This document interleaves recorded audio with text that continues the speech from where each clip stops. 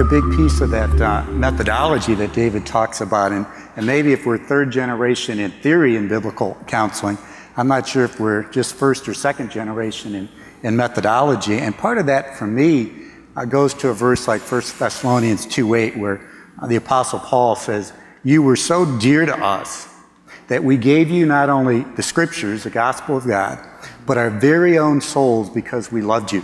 And I think sometimes we've been so prone to give people the scriptures, which we absolutely have to do, that we've missed the plethora of biblical verses and theological concepts about how relationship is part of the change process, speaking the truth in love, giving the scripture in the soul. Philippians 1:9, where Paul says that our love must abound in wisdom and knowledge. And so I think that's a place we need to do continual work as those pastors who train biblical counselors, as professors in seminary, graduate school, Bible college setting.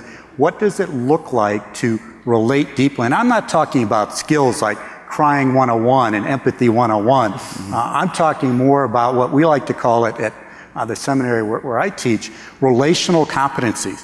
How do we grow in such love for Christ that the Spirit of Christ fills us so that when we're relating to someone, we are compassionate in that relationship.